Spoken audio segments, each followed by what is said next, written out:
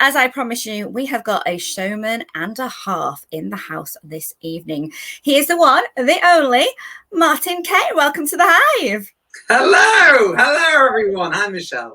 Thank you for having me. You know what? It's so good to have you here this evening. It's a pleasure. Hey, I love the fact you are by the piano. You are a pianist. You are.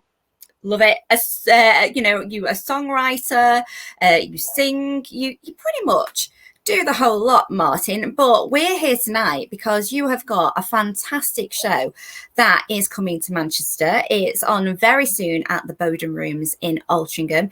Tell us about It's a Little Bit Funny. Well, firstly, thank you so much for having me. Secondly, that's the only chord I know, so that'll probably not be very interesting for the show. The show is called It's a Little Bit Funny, or I suppose preceded with Elton John. Any fans of Elton John should love it. Any non-fans of Elton John, just come anyway, because how long has it been since you've been at the theatre? So the show is, I'm a lifelong Elton John fan. It's kind of in the blood because my dad's a piano player and he always was playing Elton John music. I mean, I don't want to give too much away about the show, but the show itself is told through Elton's music. It's a little bit of my story, it's a little bit of Elton's story, and it's based on a night in Las Vegas. And I will say no more. Oh, it sounds really exciting. I absolutely love Elton John's music. And, you have touted yourself with quite, a big title here. The biggest Elton John fan. Yeah, I mean, I even would have to compete with my dad on that one. But yes, I'm in good company, I feel. I may not be the biggest, but I'm definitely, his music has been very profound for me. And is the reason that I do this for a living. So I don't know if necessarily biggest, but definitely one of the biggest for sure. Well, let's take a look at you in action.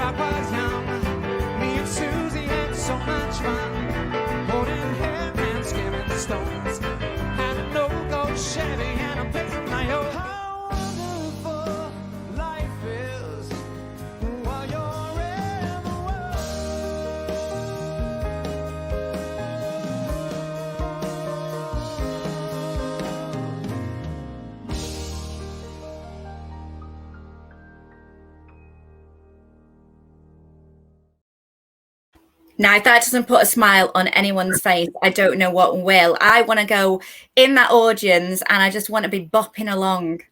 And you can't help it, really, because the music speaks for itself. I do want to make point out on the trailer, right at the end, the dates are wrong. Those are from previous dates that we've had to, because of COVID, move around. So, yeah. But it's the most fun. I get all of my joy from being on stage and being in front of an audience that wants to sing along with whatever we're doing. So if you come in, please come and get involved. Oh, absolutely. Do you know what? I'm going to be there in an absolute heartbeat. We definitely need a night like this. And you as a performer, Martin, must need it more than anybody because, the past 18 months in terms of performing, you wouldn't have been able to have done that, will you? It's been a profound void in my and many of my artist friends' lives. This is the reason that we exist, I suppose, and this is where we get our love. This is where our love is, our heart is, our soul truly is. So to be deprived of that for the longest time. I mean, I've seen a lot of other friends who are in different industries going to work or working from home. Or you're not going to work, but working from home or still able to continue working. And it's been really tough to not be able to. I mean, I've done some from this space. I've done some virtual shows, some streams like this. But you're playing to a silent screen. And as much as it's wonderful to see all the faces there and to see people applauding, even if you can't hear them because they're on mute. It's just, it doesn't even come close to being in a room with an audience. I truly believe that music is real life magic. And when you're in that room, something special happens between an audience and a performer. And you can't replace that. And I think everyone's kind of maybe been reminded of that over the last 18 months, that they really love that and need that. Oh, 100%, because you get that adrenaline, you get that buzz, not only as a performer, as the person in the audience, you know, you can feel that electricity. Absolutely. Like, you performed though, didn't you? Was it a couple of weeks ago for the first time? And wasn't that like a really emotional experience to get back on the stage in front of a live audience? I can't even put into words how powerful and profound that moment was. It was in Cheltenham. We played at the Everyman Theatre in Cheltenham, and it was the 21st of May, so just after the last phase of restrictions had been eased, just after the 17th of May. So it was the first show in the country, maybe in the world. I like to think so. But it was really powerful because the audience, who were socially distanced, we were having a moment, a very unique, special moment together. I can't really put it into words, but I did get very emotional at the end. And that doesn't happen very often, that I would actually not be able to get through a song. But that did happen at the end of one of the final song. I just lost I lost myself a bit, because I just was so wrapped up in the emotion of the whole thing. And it was incredible because the audience just got right behind me, and they were cheering me on, and they just knew how special that moment was for us all, not just for me. And I finished strong. So I mean, it's all down to the relationship between an audience and a performer, and it's. And I imagine it's going to be really special when you come to the Bowden Rooms on the 21st of July, because this is your hometown, Martin. This is where you grew up, in Manchester, yeah? For sure, yeah. I mean, this is. Yeah, I suppose performers talk about this. It will be the same for any performer. Any opportunity to be able to play in your hometown. For me, I left home to go off and kind of hone my craft at the age of 19, and I never. I would come home for visits, but I'd never performed at home in Manchester in a professional capacity at all. So, I mean, I went over to the States. I lived in America for a while. I lived in Vegas. I toured around. I did ships for a while, cruise ships. So I never really had the opportunity. So when the opportunity comes up to play in Manchester, I will savor it. I will soak it in, and I will love it. Oh, it's going to be an absolutely fantastic thing. You're on is it 4 nights? It's till the 24th? Correct. 21st till the 24th. For sure. Brilliant. I'm going to put the website up so people know where to get tickets a little bit later on. Now, you talked then about your past career, which is phenomenal. I mean, Vegas is part of your journey. You starred in the Tony Award-winning musical $1 Million Quartet. I mean, wow, was that the changing point for your career? I'd have to say it is, yeah, for sure. I mean, I see all the different points in my career. I can pinpoint specific moments that I definitely see as milestones. And when I booked the role of Jerry Lee Lewis for the first national tour of $1 Million Quartet, just after it came off Broadway, there I am with all my hair. Was that a wig? I don't want to talk about it. Yeah, it was. That moment was a kind of a culmination of all the hard work I'd done up to that point. And I couldn't believe that I got the role, because I was up against all these Broadway trained actors, because it was the audition was in New York. So I was in the waiting room in this audition, and I saw all these performers around me who'd been to musical theatre school and all this business, and I hadn't. I'd never done that. I mean, I've always loved it, but I've never trained in it in terms of acting, trained in the piano and singing. But so I just was like, there's no way I'm gonna get this role, but I'll go in, I'll have fun. And I came out of the room, and then I got a call back a week later, and then I got the role. I couldn't believe it. So anyway, yes, I definitely see that as a turning point for sure. And there you are with the guys in the musical. Because if anybody hasn't heard of it, oh my gosh, it is absolutely fantastic. These are the greats. You've got Elvis there, you've got Jerry Lee Lewis. Who else have we got in that picture? So jumping off the bass in the blue shirt, that's Carl Perkins. He wrote Blue Suede Shoes, and the show is largely based around him. And on the right there is Johnny Cash, and then right in the middle in the bass is the bass player, who is Carl Perkins' brother. It's the most wonderful show. I mean, for those who haven't seen it, it's just the most wonderful show. It's a snapshot of rock and roll history. We were actually meant to be, so I did a year and a half of the US tour. Then I did 4 years in Las Vegas, which was an absolute dream come true. And then came over to the UK and did the UK tour, again, getting to play in Manchester at the Palace Theatre, which was, I can't even put that into words. And it's just the most incredible, high energy, rock and roll, snapshot moment of history. And the show's just really fun. So I hope to do it again at some point. We weren't meant to do it last year. And then we all know what happened. I know, but it has given you that opportunity, hasn't it, to kind of focus on It's a Little Bit Funny and get that together and take that on tour, because you are going on tour with it, not just Manchester. You're going beyond, aren't you? Yeah. We've got a few dates coming up. I mean, I've got to make a major shout out to Katie Lipson, because Katie Lipson of Aria Entertainment, she's the producer of the show. For those who don't know about Katie Lipson, she's been, for the last decade or so, been working as a producer, creating incredible theatre around the UK. And she's a pioneer. She really, really is in what she's doing. Definitely do some online looking at Katie and at Aria Entertainment, because it's really quite incredible. The Addams Family being one of the big shows that she's done. We had her as our guest on the launch show.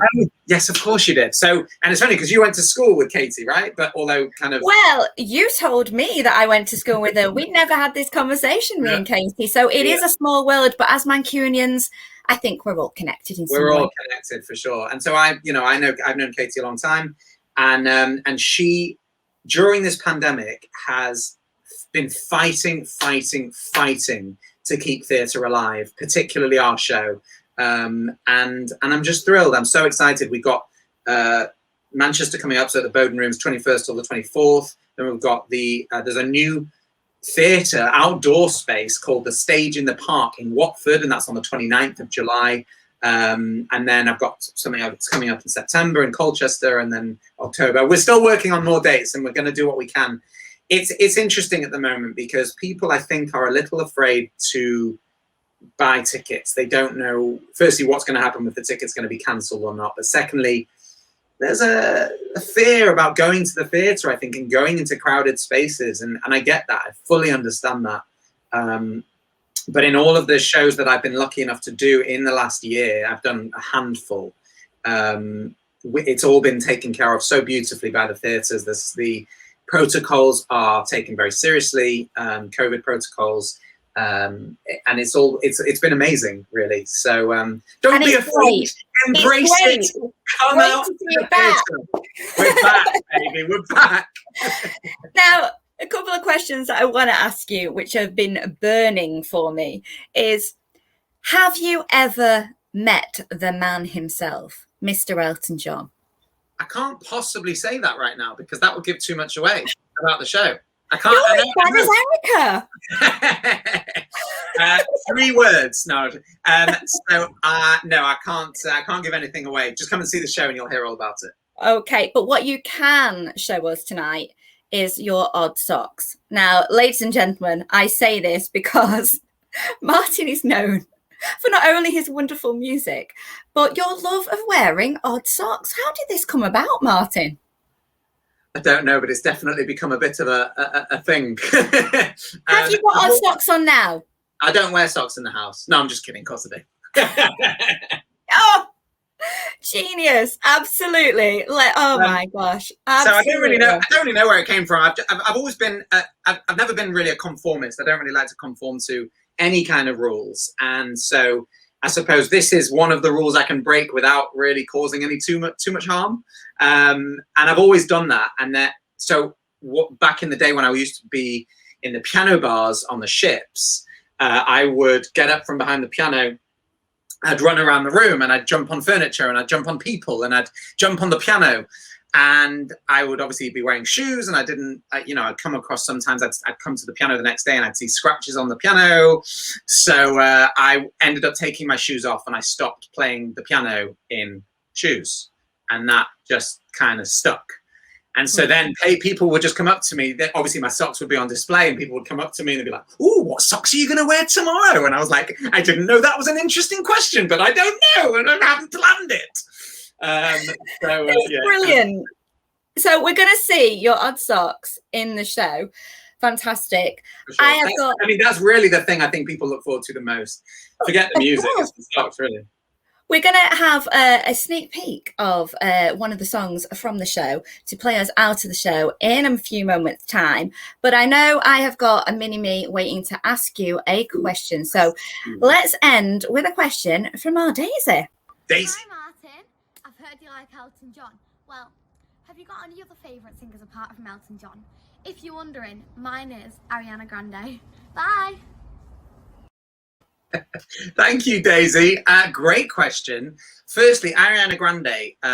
Obviously, she did the it was her concert where the Manchester bomb was a few years ago, and I was away at the time, and I have this song called Greater Manchester, which I wrote with a friend of mine, and it's all about Manchester, and I hadn't really released it properly at that point.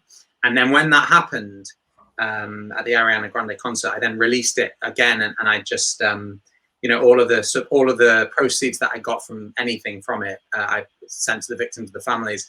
It's I'll send you some information about the song and everything. Anyway, my favorite singers, I love all of the old swing stuff. So Frank Sinatra, Michael Jackson was a massive influence back in the day when I was growing up, really, really young. My first concert was a Phil Collins concert, but I wouldn't necessarily say he was one of my favorites. I love Michael Bublé. I love Jamie Cullum. I love Bruno Mars. I love things that are just. I'm not a massive fan of much today. I like a lot more of the older stuff. Obviously, Jerry Lee Lewis, rock and roll. But yeah, and it's interesting. This ties into what Erica was saying about reading, and just make sure you read. Well, it's the same with music. For me, I just listen all the time to as much as I can of all different kinds of music, because that just broadens your mind and it broadens your ear, and then it helps me with my writing as well. So yeah, thanks, Daisy, for the question. I know, yeah, she's got a great answer there, and you're a man after my own heart. Big fan myself of Bruno Mars, Michael Bublé, all of that. So, oh, fantastic! I've got myself a new playlist along with your songs as well, Martin. Well, we'll say bye for now. Good luck with It's a Little Bit Funny on at the Bowden Rooms from the 21st to the 24th of July, and we can also go to your website as well and find out some of the dates when the rest of the tour is. Thank you so much for joining us. Enjoy your time in Manchester. Come back soon. I will. Thank you.